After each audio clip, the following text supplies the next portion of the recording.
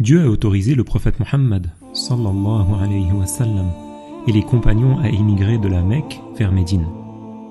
Après que les immigrants de la Mecque soient arrivés à Médine, les habitants de Médine leur ont fait un très bon accueil. Les gens de la Mecque, les musulmans de la Mecque, quand ils sont arrivés à Médine et qu'ils ont voulu boire, ils ont bu l'eau de Médine, mais ils ont trouvé que l'eau de Médine était différente. Pour eux, elle était difficile à boire. Elle ressemblait pas du tout à ce qu'ils buvaient à la Mecque et ça les a chagrinés. Alors le prophète, alayhi salatu wassalam, lui qui veillait beaucoup sur l'état des croyants, lui qui était miséricordieux pour les musulmans, il a réuni certains de ses compagnons, ceux qui étaient riches parmi les compagnons. Et parmi eux, il y avait Uthman ibn Affan, que Allah l'agrée.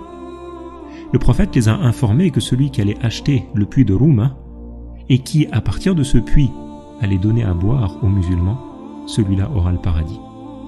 Alors Uthman, que Allah l'agrée, il a réfléchi, et il s'est empressé de faire cette chose-là.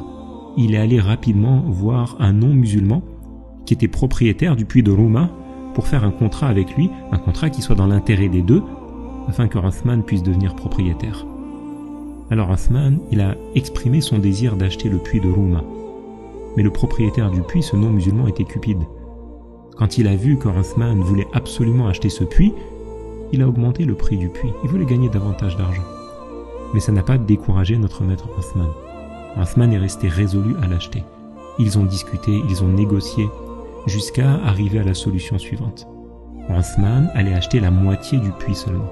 Il allait devenir propriétaire de la moitié du puits et le non-musulman resterait propriétaire de l'autre moitié. Uthman a acheté la moitié du puits. Et son objectif, c'était que les musulmans puissent prendre de l'eau sans verser de contrepartie. Lui, il voulait obtenir les récompenses de la part de Dieu.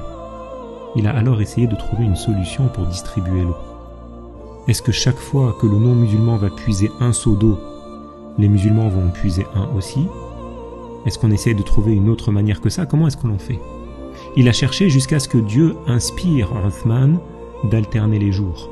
Un jour, ce serait pour lui, c'est lui qui se servirait du puits, et les jours suivants, ce serait pour le non-musulman.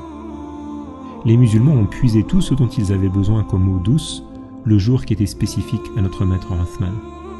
Et quand venait le jour d'après, le jour du non-musulman, le non-musulman attendait les clients pour qu'ils viennent acheter de l'eau. Mais personne ne venait. Parce que les musulmans avaient pris ce qui leur suffisait le jour de Uthman. Et les jours sont passés, et il y a eu beaucoup de bien dans les familles musulmanes par les bénédictions de ce que Uthman avait fait.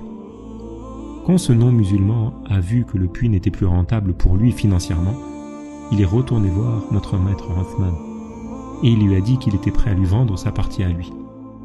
Uthman a accepté de payer pour être propriétaire, pour acheter la totalité du puits, mais à condition de payer moins que ce qu'il avait payé la première fois. Le non-musulman accepta. Et tout le puits est devenu la propriété de Uthman.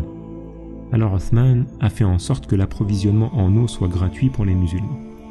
Que Dieu le rétribue pour ce grand bien qu'il a fait pour les musulmans.